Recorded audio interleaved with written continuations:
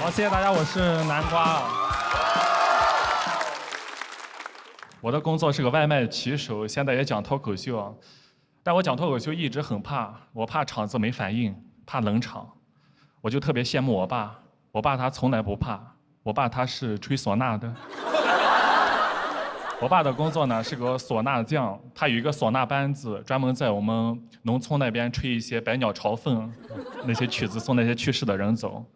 他这么多年已经送我们陕西宝鸡那一片很多人走了，人送外号宝鸡费玉清啊。我小时候就特别羡慕我爸这个职业太好了，因为小时候家里穷，吃饭都吃不好，我爸天天在外面吃席啊。他天天吃席，吃得真好。当然他自己吃席也会给家里打包一些剩鱼剩肉，我很喜欢吃。我从小就是吃那种百家饭长大的，我现在长大了送外卖给百家送饭，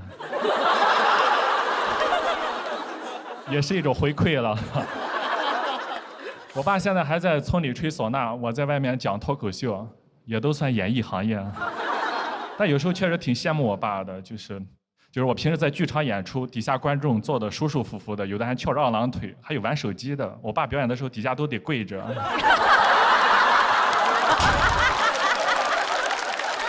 讲脱口秀太难了，讲到好笑你们才笑，讲特别好笑大家才鼓鼓掌的。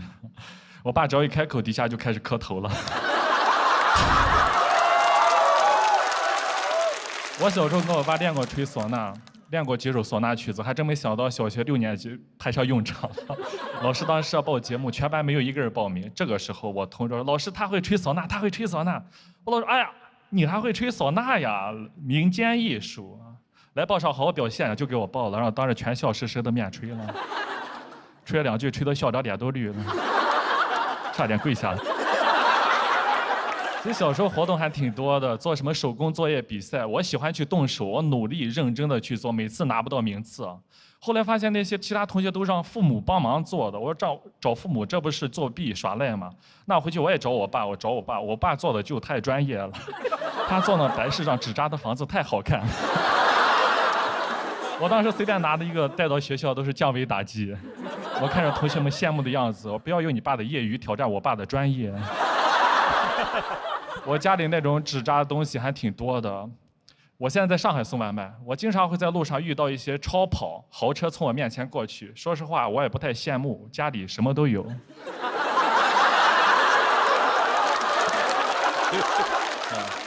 我家还有4合院，还有私人飞机。我知道那些东西，我早晚有一天我能用上。但确实啊，唢呐匠这个工作啊，一直他都没有社会地位。我爸一直被人瞧不起。我小时候也经常被一些同学嘲笑我，他们放了学见了我，你爸吹喇叭的，你爸吹喇叭，吹喇叭。我说吹喇叭怎么了？到时候还不送你爸走？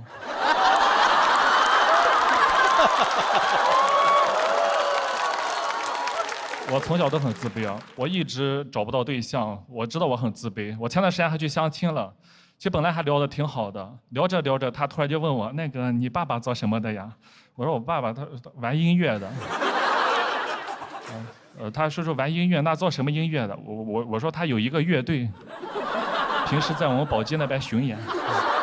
他说啊，那你爸是那种 live house 吗？我说不是 live house， 是 dead house。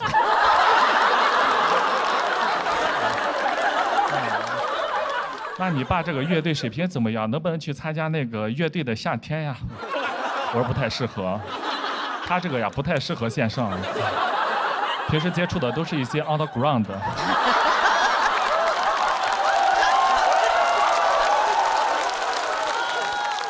我爸这个确实不太适合线上，当然他也不适合线下，他适合那些下线的观众。我爸在村里待了一辈子，他连普通话都不会说，更别说表达自己了。当时有个自媒体博主到乐社，粉丝特别多，他们找我拍一个视频，一边拍我，一边在我老家拍我爸妈，让我爸对着镜头对我说一些话。我爸对着镜头，哎呀，紧张的什么话也说不出来。那个导演就说：“那你用你最擅长的方式表达一下吧。”非常自信拿出了唢呐。导演说：“你儿子啊，说他最喜欢的歌是《起风了》。”我爸就唢呐练了一首《起风了》，然后对着镜头对我吹了，把我喜欢的《起风了》吹成了《上天了》。我爸现在也知道我在讲脱口秀，他非常的开心，我们也算是演艺世家了。我爸非常的开心，我今年也是，他也希望我能走上更大的舞台。我今年也是登上喜剧之王这个大舞台，也是上线上了嘛。今天也是非常开心。如果线上表现一般，那我回去演线下也挺好的。如果线下再不行，那我就回去跟我爸做下线。好，谢谢大家，真是开心啊！Hello， 大家好，我是南瓜啊。谢谢。我的职业呢是个外卖骑手。最近在录综艺啊，就感觉像做梦一样。住的豪华大酒店，吃的自助餐，穿着漂亮的衣服，见到明星老师们，这种感觉就像我酒店的面一样，新鲜美味，回味无穷。我也不知道叫什么面，我就叫它世面。我前两天跟着节目组去了一趟香港，我是跟着他们去见周星驰老师的。我见了自己的偶像，跟他聊天，最后合了影，发了朋友圈。我说来见偶像了，我朋友圈都炸了。我朋友圈平时根本就没人理我，没有人点赞的。那天给我点了189个点赞，还有78个评论。我初中的时候，语文老师那时候老说我，你一天不好好学习，烂泥扶不上墙，你肯定完蛋了。那天给我评论，你就是老师的骄傲呀！啊，真的很开心。星爷他一直都是我的偶像，我从小特别喜欢他，他的电影一直激励着我。我特别喜欢他电影里面那些小人物，我就看进去了。我现在一直都是小人物。今年5月份，导演给我打电话说：“恭喜南瓜，恭喜你成功入选这个《喜剧之王》这个综艺，而且偷偷告诉你，这个节目有周星驰参与。”我当时开心，我跳了起来。我见到真的见到他，那我见到他，星爷一定会喜欢我这种小人物的。那我今年要起飞了呀！但当时还有2袋外卖没送。顾客还打电话过来催我，说实话，我当时已经开心的已经开始胡言乱语了。我说你的外卖我吃了。我们录制第1赛段是小组赛，我在庞博老师组，我们组队员很给力，拿了小组第1。当时公布呀，第1名就是去香港见周星驰。我当时大家都很开心兴奋的，我当时晚上我兴奋到失眠。我白天送外卖的时候满脑子都想着见星爷，见星爷，星爷喜欢我，他让我演男主角。那我以后该不会就是艺人了吧？这是不是我最后几天送外卖了？我那2天送外卖，我电瓶车都不敢乱停了。有一次电动车乱停，保安让我挪一下，就赶紧挪走了。不好意思，我们艺人最在的就是不能随意占用公共资源。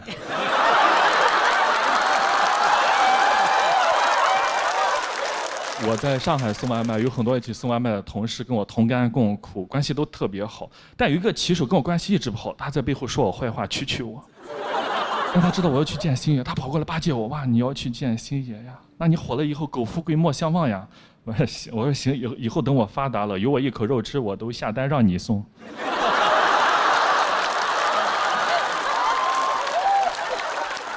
我要见星爷，我知道他一直在香港，他说的是粤语对吧？那我就练粤语，我有空就练，说2句的。我甚至送外卖都不说祝你生活愉快了，我说的是祝你好，祝你生活愉快。而且有一些顾客啊，经常会让我们帮忙丢门口的一些垃圾啊，其实一般挺抗拒的，没有时间去做这些事情。但你现在让我丢的话，我都会说没问题呀，我丢。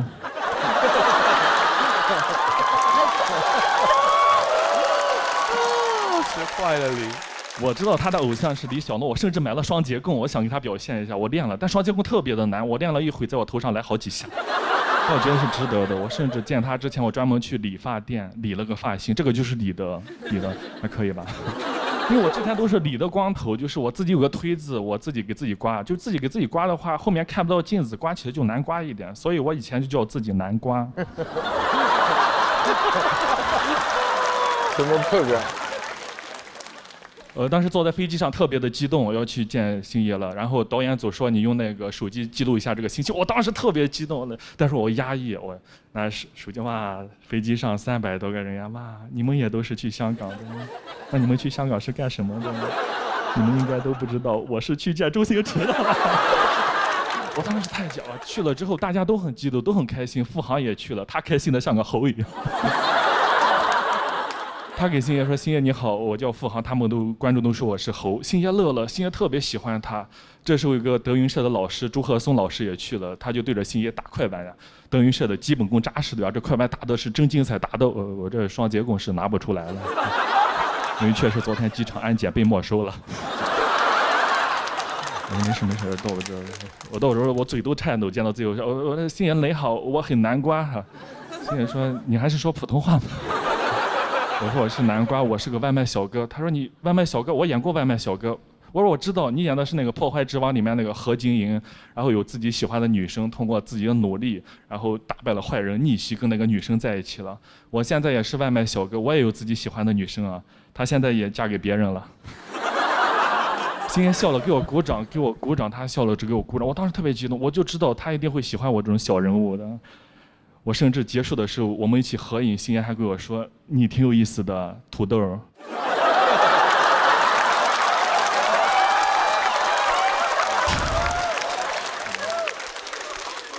但已经很开心，已经梦想成真了。就是见到偶像，他给我的那种力量跟激励是非常巨大的。我感觉有了一股力量，回来之后感觉跟其他演员不一样了。我跟他们在酒店聊天，他们就说上完综艺以后要去做自媒体，以后要去做什么播客，有的做什么专场巡演，对吧？我说我以后要去影视圈，我要做喜剧之王，我努力做喜剧之王，加油！这个时候有个演员在点外卖，因为我们酒店在郊区，他就不停地加价，对吧？我就30、50、100加的，我怎么知道的？我手机开始震动了。我说那你们先聊吧，我出去一下。这个外卖还是要送的，对吧？毕竟我觉得喜剧之王呀，还是要从小人物做起啊。好，谢谢大家，谢谢。Hello， 大家好，我是南瓜。好，我是个外卖骑手，平时上班骑的就是鬼火。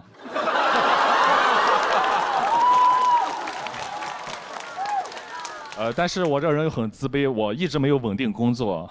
但是我现在比赛比到半决赛了，前2天有一个经纪公司的经纪人啊，那个公司还挺厉害的，他说南瓜你愿意签约吗？我说那你们有五险一金吗？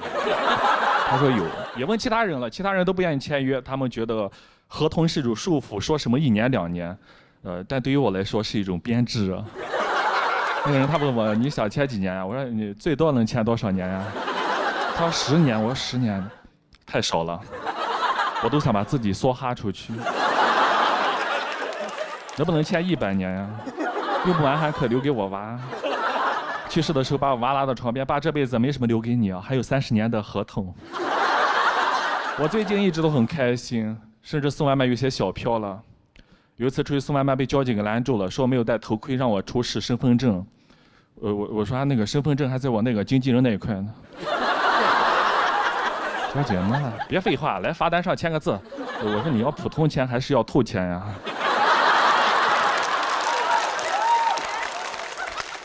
最近一直住的节目组的酒店很豪华，非常高档，一晚上800块钱也太贵了。800块钱没必要住这么贵，对吧？花这么多钱没必要，对吧？你如果把这个钱直接给我的话，我有很多办法的。我睡桥洞都行，我可以睡我电瓶车上，我可以睡黑灯的房间。反正他也不知道。最近开始打车了，就是因为节目组打车是报销的，所以我能打车就打车。我以前骑电瓶车骑惯了，知道我坐在车里面感觉太舒服了，不用风吹日晒，听着小音乐，放着小空调，对吧？哈，在路上一路上都非常的惬意。在路上唯一讨厌的就是那些外卖骑手，怎么老别我的车，横冲直撞的。这时候司机开始骂了，那些送外卖的没有一个有素质的。我说你别说了，他们也不容易。你看晒那么黑，他说啊，那你是做什么的呀？我说我是个艺人。我最近在爱奇艺参与一档综艺的录制，他说什么综艺把你晒这么黑？你该不会是在爱奇艺种地吧？我这个人其实学历不是很高，我当时学习挺努力的，高考考了231分。当时想完了，当时不敢回家面对父母，没想到回去之后，我爸还安慰我，他231分不是你的正常水平，你少考了19分。我当时想完了，231分也报不了我心仪的大专了。我这人性格要强，宁做鸡头不做凤尾，我就报了个中专。我上完高中再去上了中专。我现在有高中跟中专双学位。你考200多分，很难再找到自己喜欢的工作了，对吧？富豪也考200多分。付航当年在北京当了保安，我在上海送了外卖。我们俩这么多年兜兜转转，今年在这个节目顶峰相见。但我每次录节目见到付航，我都莫名其妙老想躲着他，因为我这人本能就是怕保安啊。你知道我们外卖骑手最怕哪种保安？就怕那种有激情的保安。我们在这办决赛，他不用比赛，他守在总决赛的大门口迎接我们，我就怕他突然站起来，送外卖的不让进啊，送外卖的。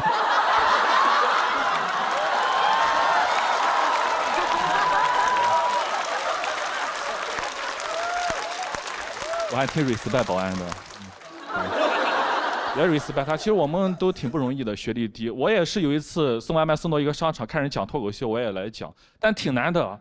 我勇敢上台之后，我发现我第一次上台，我紧张的忘词了，我眼睛都睁不开。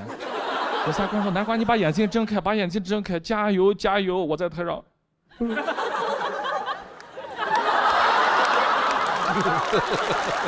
来。这是我写的第一个段子。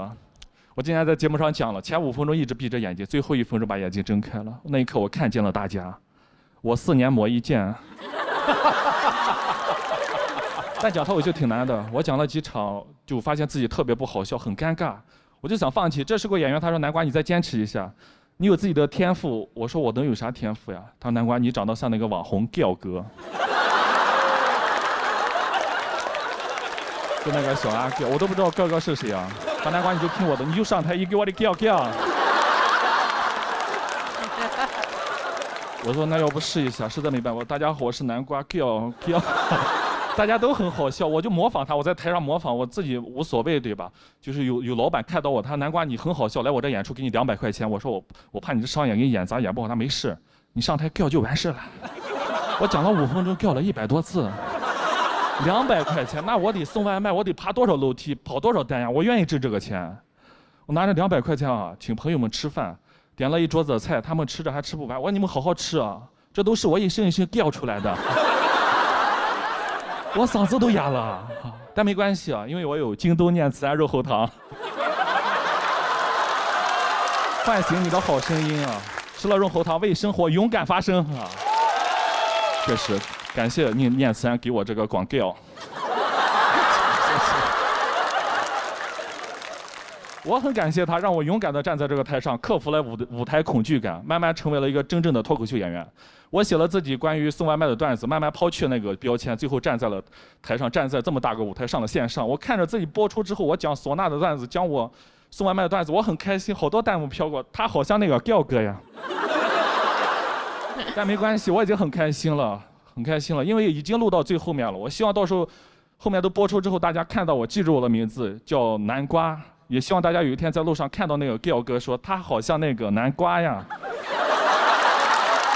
好，谢谢大家，我是南瓜。好，谢谢。好，大家辛苦了。我是南瓜，大家还认识我吗？认识，确实。这半年减了60多斤，变化比较大啊。对。现在很多人见了我都要愣一下，他说你好像是南瓜，但感觉跟南瓜不一样了。我说我现在是贝贝南瓜。这半年确实减的挺多了，跟去年完全是判若两人，已经不再是去年那个胖胖的吹唢呐的南瓜了。减肥减得太狠了，肺活量都减小了，唢呐都吹不响了。所以我今年就去开发了新的才艺，我去学习爵士舞了。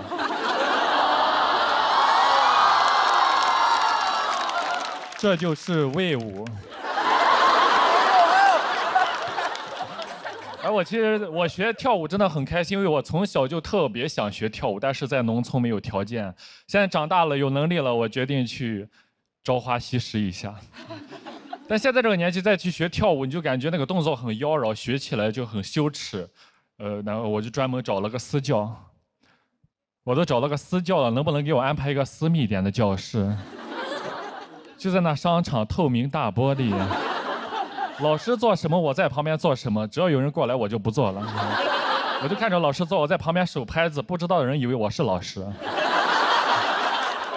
老师他就鼓励我，他说我们跳舞呀，最重要的是胯要灵活。他说你的胯挺灵活的，有天赋，是不是偷偷练过？老师不知道我之前送外卖，每天在电瓶车上就是这样。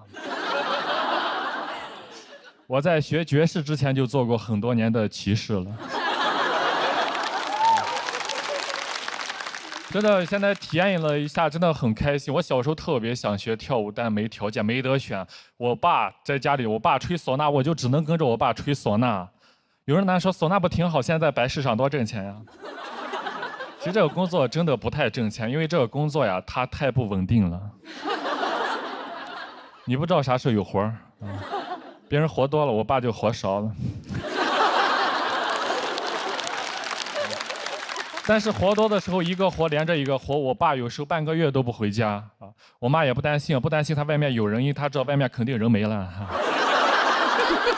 这个感受了一下，真的非常的开心。真的小时候，你别说才艺了，连兴趣爱好都很奢望。我上初中第一次接触篮球，一下子就迷上了，天天跟2个朋友一起玩。大哥拿到篮球传给我，我跑得快，跑过去传给老三，老三一上篮，我们这一条龙配合太厉害了。我们当时觉得我们长大都能打 CBA 啊，后来长大了，我在送外卖，大哥在卖烧烤，老三当了保安。后来大哥把肉烤好打包好，我骑电瓶车送过去，老三门一开，还是一条龙。我们没能相聚在 CBA， 但是我们相遇在了 CBD。到了社会上，就感觉离我的舞蹈梦想越来越遥远了。但那2年很开心，能在网上看一些视频，看一些偶像练习生这种青春有你这种唱跳节目，我很喜欢看这些练习生。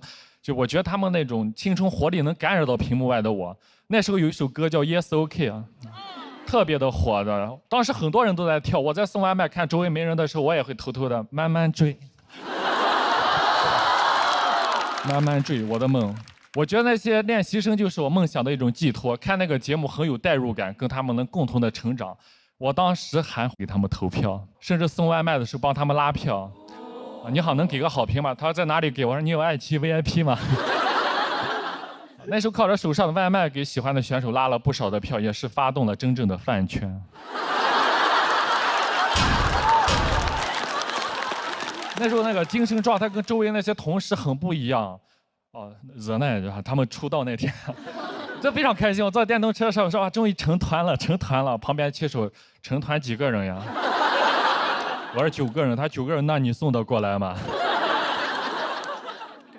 他们不理解我，他们觉得我是个异类，他们甚至还嘲讽我。他说你天天看那玩意有啥意义吗？有啥意义吗？你也去报名，你也去青春有你，你也去报名参加。我说算了吧，咱别斗了，我能去爱奇艺，我去爱奇艺搞笑吗？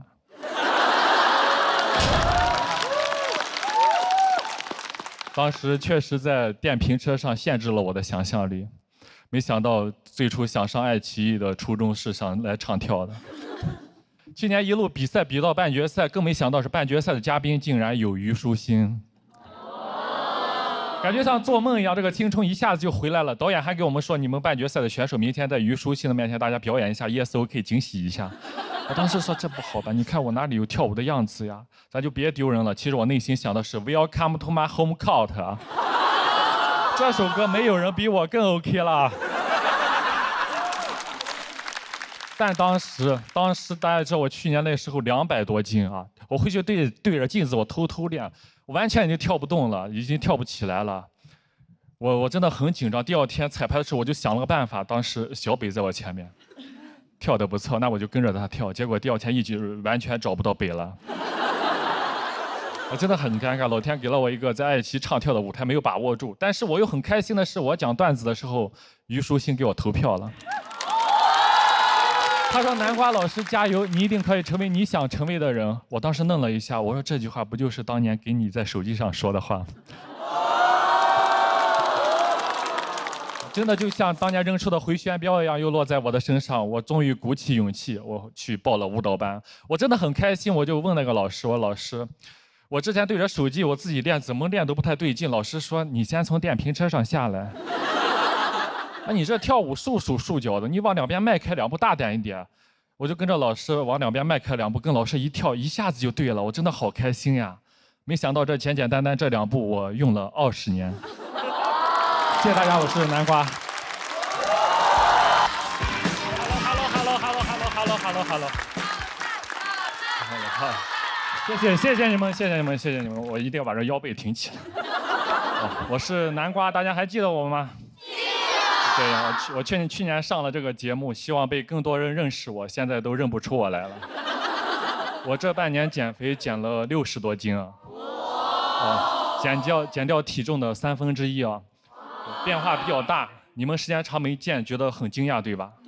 对。反而那种天天跟我在一起，在我身边的朋友，他不觉得我有什么变化，就像我的好朋友黑灯。他对我的声音很熟悉，我也很奇怪，我这瘦了60多斤了，我这陕北口音是没有一点变化的。我现在很难被人认出来啊！前2天走在一个商场，走着走着，听到后面2个人说：“真的是南瓜，真的是南瓜。”哎，我还挺好奇的，我回头一看，2个人在玩刮刮乐呢。我为了减肥啊，销声匿迹3、4个月没有见人啊，再次出来的时候一下子瘦了这么多，朋友们都不觉得我判若两人，他们都以为我判了2年。我的减肥方法在网上学习啊，偷学一些明星的减肥食谱，他们吃的特别的少，而且还经常断碳水啊，还能去正常的演出表演啊。我也断碳水，我也去演出啊，我要在演出现场吹唢呐。我这吹着吹着，这血糖上不来，差点把自己送走了。啊，但还好是坚持下来了，终于坚持下来，也是瘦下来了。今年终于可以在节目上穿自己心仪的衣服了。我真的特别的激动啊！我去年上节目啊，就每一次看到别的选手穿的漂漂亮亮、光鲜亮丽的，我每一次都穿马甲。我去年录了6次，穿了6次的马甲，朋友都叫我马六甲。就别人穿马甲，人家是时尚好看，人家也穿，就我一个骑手穿马甲，太像来上班了。我进棚被保安难过好几次，说外卖不让进。去年总决赛我是到现场来当观众的，导演说可以随意穿搭，我很开心啊。我逛了很多商场、很多服装店去挑了，试了很多衣服，没有一件适合我。我当时我就让导购推荐一下，导购说先生你就适合那种运动户外宽松带拉链的那种。我说你想说马甲吗？我感觉我整个青春都是马甲。我很难过，我下决心，我不甘心，我第2季一定要减下来，我一定要穿自己心仪的衣服，不能再穿马甲了。但我发现，我不管我多么努力，直到今天，我始终摆脱不了马甲的命运，因为我有马甲线了。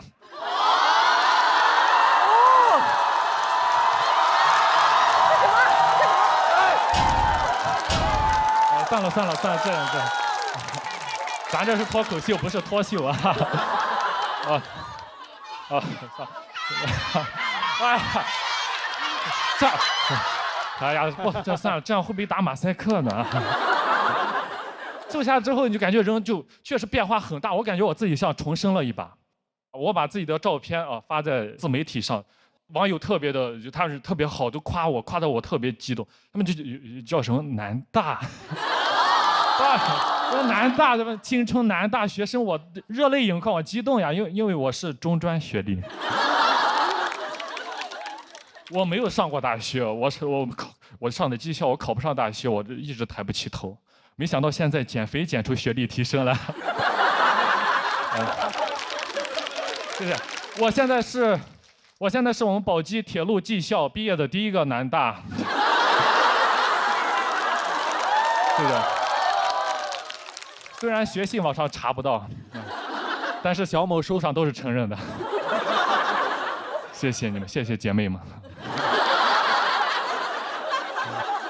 但减肥也不全是好事情，前2天就挺难过的。有一个品牌找到我，他说他们是个电瓶车的品牌，说他们老总很喜欢我，要跟我合作，私信我，我也很开心很激动啊。但见面的时候他们反悔了，他说你是谁呀？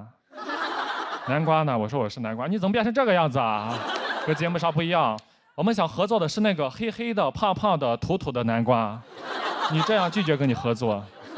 我也很难过，我人都傻了。我这半年天天挨饿，不好好吃饭，没想到换来的是没饭吃。但我也不后悔，为什么减了？因为我今年29岁了，再过几个月就要30岁了。回想到30岁之前全是那种肥胖油腻的形象，我本来可以习惯那种形象，直到有一天见到了10个晴天。他们就在我的面前跳舞，活力四射、青春洋溢的样子，我当时很难过。我说20多岁就应该是这个样子呀，我不甘心，我一定要减。其实本来也没有那么努力啊，后来啊，有观众叫南大，在一声声南大中迷失了自己，硬逼着硬饿自己，一晚上大半夜饿得自己掉头发、胃溃疡、肠胃炎。我想喝奶茶，但是这个时候内心有个声音说：“南瓜坚持住，不能喝。”这个时候你要想象你到时候在舞台上那个美美的样子，我一次次的忍住了饥渴，这就是望美止渴吧。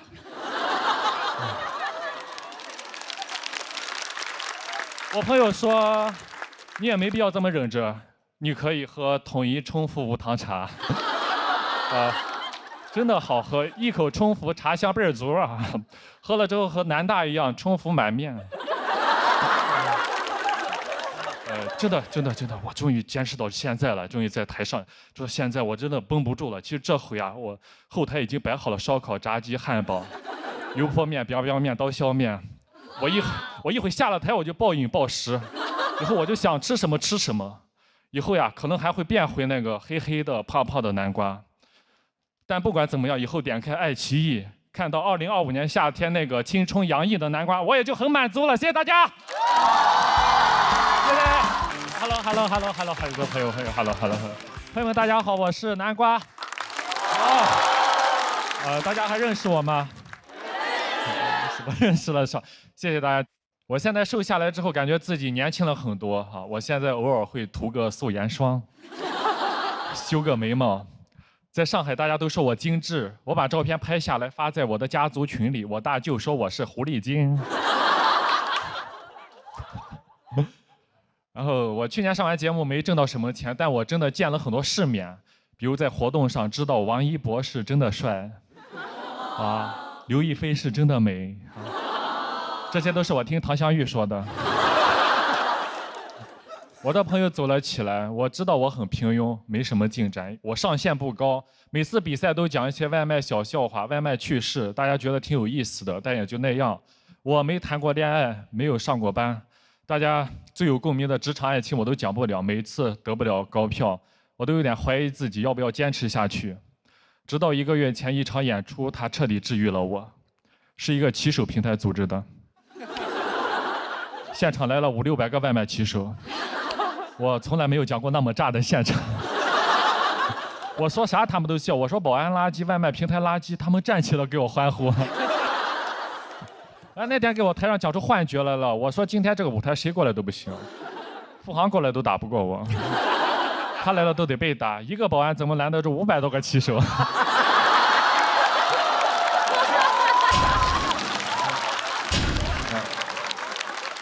我真的羡慕有些朋友们，就朋友们走了起来，红气养人，状态都不一样了。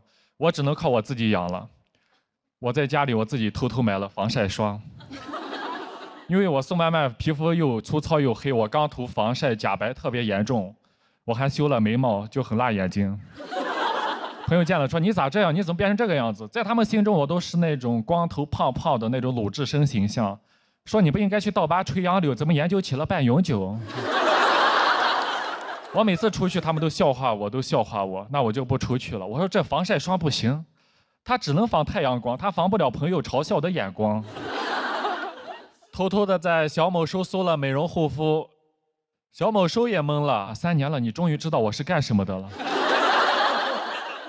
给我推的3个月变美计划，100天提升颜值，重建自己，重塑自己，做自己的女娲。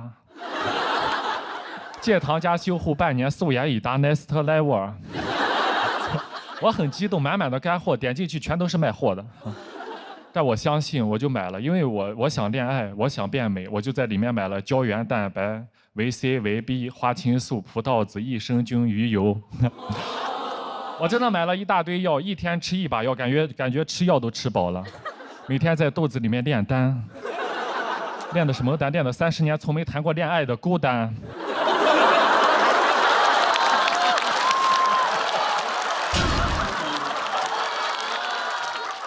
说出来如何？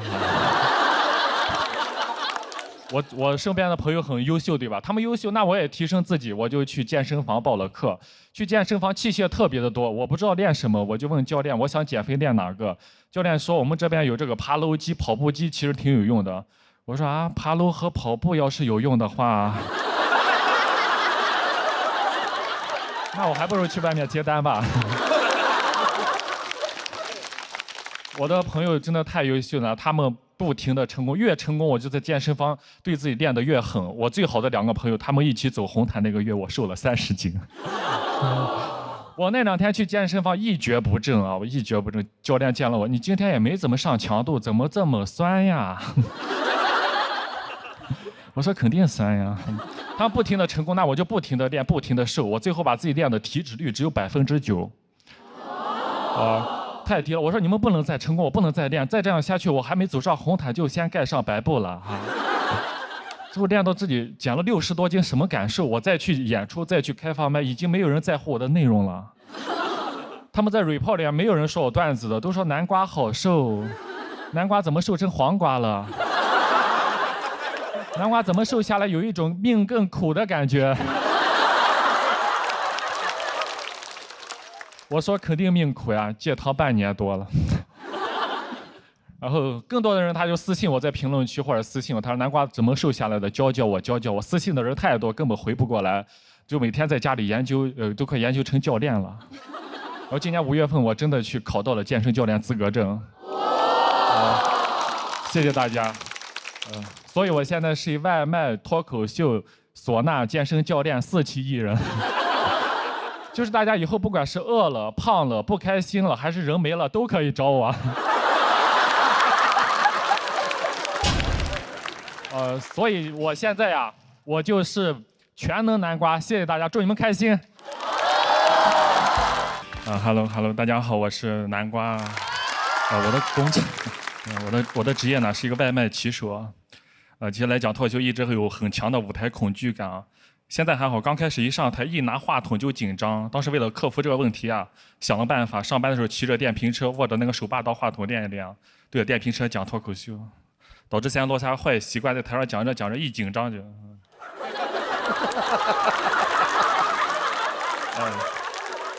我这个人从小不是很自信，从小学习不好，高中毕业就出来打工了。当时找的第一份工作是做保安啊，管吃管住还挺安逸的。后来干着干着，我觉得工资有点少，我说得找个挣钱的工作，就去送外卖了。我送段时间发现辛苦的程度超乎我的想象，又回去当保安了。当着后来又去送外卖哈。我这个人文化水平不高，但是我告诉自己找工作呀，一定要注意这个劳逸结合啊。能看出来我是个 I 人啊，我很社恐，但我有时候也是个 E 人啊。它分时间段，比如说上班送外卖那时候是个 E 人啊，因为那时候穿着制服对吧？甚至衣服上都写着 E 了吗？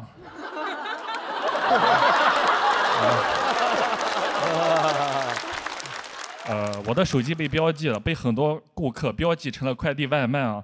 其实大家这种标记，我自己是看不到，我也是意识不到的。我是有一次啊，跟我爸打电话。我爸说你这半年没消息，是不是在外面送外卖呢？我说没有，谁跟你说的呀？他150多个人。我当时上学学习确实很差，但是我当时也没有想到自己长大会送外卖啊。我虽然当时学的不好，但当时体育成绩还挺好的，那我就练体育啊。我也想上个体育大学啊，还挺辛苦的，每天被教练带着我们在操场训练，什么长跑、蛙跳、跨栏、爬楼梯啊，每天听个哑铃片，爬楼梯都爬吐了。我是爬着，我说老师，这个爬楼梯到底练的是啥呀？老师说你不要问了，以后用到的时候会感谢老师的。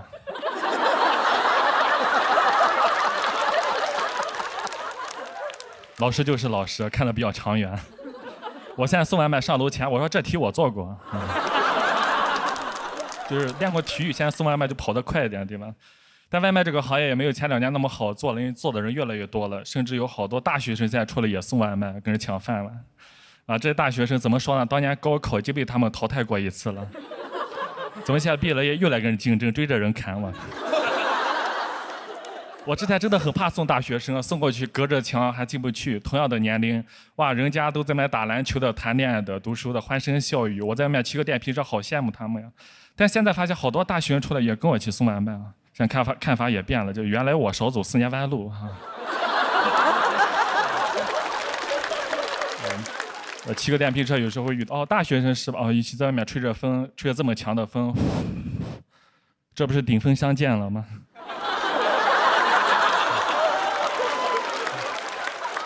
确实，虽然现在单子少，但其高峰期还可，尤其像下午、晚上这种饭点，我这有经验的，我一趟能拿4、5个外卖的。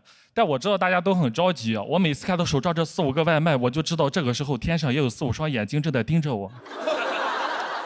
我也知道大家花了钱，可能希望这个外卖送快一点，对吧？给大家送上楼，我也愿意送上去的，毕竟我也练过，对吧？但现在在上海啊，还有很多老小区没有电梯，都是6层楼高的那种，基本上都是6楼在点，1号楼很少点的。啊，6楼的顾客啊，10个里面5个正在上厕所，3个在洗澡，还有2个腿脚不便。哇，你就感觉6楼住的这些人住的都像赘婿啊，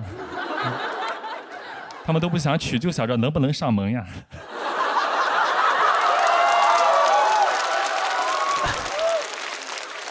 而且我们这个工作啊，每天会跟很多保安打交道，你就发现有些保安是挺多的，他见的人老爱问你干什么的，干什么的，干什么的。我有一次穿着外卖的衣服，那个保安还问我你干什么工作的，这还把我给问住了。我看着穿制服，我心想我是干什么的？我 cosplay 啊。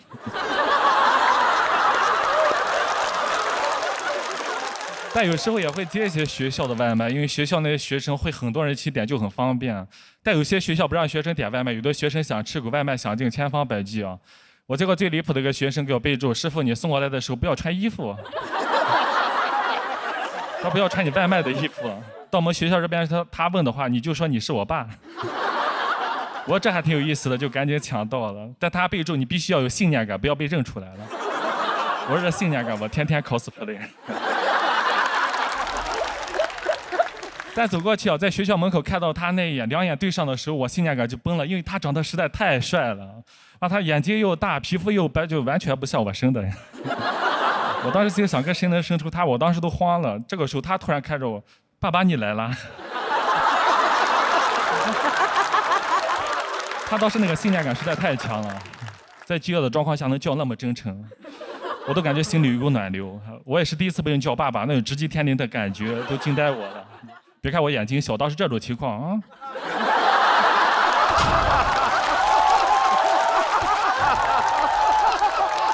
他睁眼了，我都想上去拥抱他一下。真的，我给到他走的时候还挺舍不得的。那你记得给爸一个好评啊，好好上学啊，以后千万别和爸顶峰相见啊。好，谢谢大家，祝你们开心啊。Hello， 大家好，我是南瓜。我的职业呢是个外卖骑手，我特别喜欢下了班来讲脱口秀，喜欢这种在聚光灯下舞台上这种感觉特别的美妙啊。然后今天也登上这么大的一个舞台，特别激动啊。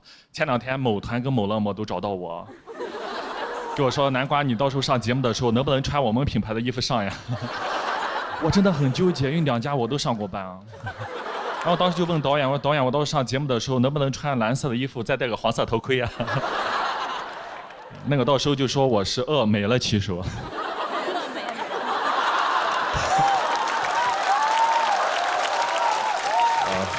谢谢。我是陕西人，我之前在西安那边送外卖，后来来上海了。因为我当时听说上海是全国外卖订单最多的城市啊，到了之后发现骑手也是最多的，骑手比订单还要多。但我感觉我挺适合在上海送外卖，因为这边气候比较湿润潮湿啊，我是干皮啊。我确实在这边皮肤好了很多，年轻了好多啊！我今年26岁了。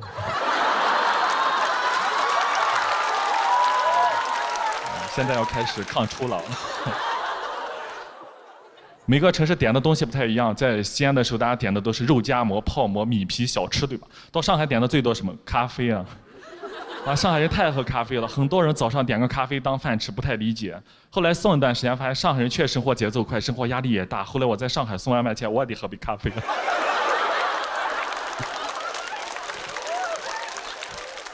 但确实刚到上海，就有的小区就特别难找，你找不到就要问。我有一次就问到一个阿姨，我说你好，阿姨，那个35栋楼在哪里啊？她说啊，小伙子你是外地人吧？我们上海人不少栋，我们说弄的哟。然后她就走了。当时把我愣在原地，我都懵了。我现在知道什么是弄了，你也不告诉我怎么弄的。上海有黄浦江，把浦东浦西隔开了。我们经常要接到那种过江的订单啊，电动车过江的话很麻烦，要坐船啊。电动车在船上，风浪一吹就特别的晃，爸送个炸酱面过去都办好了。顾客过去也懵了，怎么办这么好？是不是偷吃我外卖了？吃不起啊，上海外卖太贵了，物价也挺高，平时都自己做饭，很少去餐厅的。但我知道上海有一家餐厅对我们骑手特别的好，给我们打88折，又好吃。但就是离我家太远了。他有多远？都吃完回家又饿了。但确实在上海挺放松的，不像在西安当时那么紧张，每次出门都要戴好头盔、口罩，保护好自己，预防一下，预防那些老同学点外卖点到我。真的非常尴尬。有一次送到一个高档小区，售货人巧不巧是我初中的一个女生同学，我那时候暗恋过人家。哇，他一眼就看出来，哎，你是那个赵栋吗？不是，你认错人了。他说你就是这骑手赵栋在这写着呢。我当时满脑子好尴尬，我说赵栋，我就想找个洞钻一下。我说哦，刚才没看出来，好久不见。他说哦，好久不见，那你现在主要做什么呢？我说啊，我cosplay 啊。我当时百感交集，回去之后过了几天买了一张火车票就来上海了。我在上海待了3年了，无忧无虑，没有人认识我，对吧？但时间长了也挺想家的，但我知道我这个人没什么本事，父母脸上也没有光，但我从来没有放弃过自己，对吧？我一直要努力证明自己。我工作过很多个工作，然后后来又遇到脱口秀，我很开心，对吧？我讲到观众笑之后，我很有成就感。我当时就给我爸妈打电话，我说妈，你儿子现在可厉害，你儿子在上海做演出表演呢。他就很惊讶说你这样子能演出个啥呀？我说我们这还挺简单的，一个人一个麦克风就行了啊。我妈都笑了，说你这人没文化没学历还表演，是不是在外面做 rapper 呢？说你这话说的，但是我确实特别喜欢讲脱口秀，下了班来讲过很多场了。我甚至在上海送外卖都被顾客认出来过，这种感觉太好了。我有一次送到一个酒店，我说你好，这个外卖给你放在1楼架子上，麻烦你下来取一下吧。他说哎，你这个口音，你是不是那个讲脱口秀的南瓜呀？特别喜欢你。我说啊，对呀，是我呀。他说那你送上来吧。记得挂门上。但真的我在上海很开心，我讲脱口秀之后，我认识了很多脱口秀演员朋友，他们真的特别好，愿意带我去玩、吃饭，带我去见世面，对吧？social，对吧？我甚至有一次被他们带着去夜店蹦迪啊。我去了之后我就后悔了，因为他们在里面玩得真的很开心，我在一边格格不入的样子，我就想赶紧走。但我又突然看到他们这些年轻人在里面活力四射的样子，我突然想到我也是年轻人呀，我也20多岁，我这个年纪我就应该像他们一样呀。我当时想到这儿，我就勇敢地跳了下去。我跳了下去，我就跟着他们在里面，我这蹦迪跟送外卖也没什么区别，这还不是在骑电动车吗？是不是？外卖到了，外卖到了。给你挂门上了啊！好，谢谢大家，祝你们开心啊！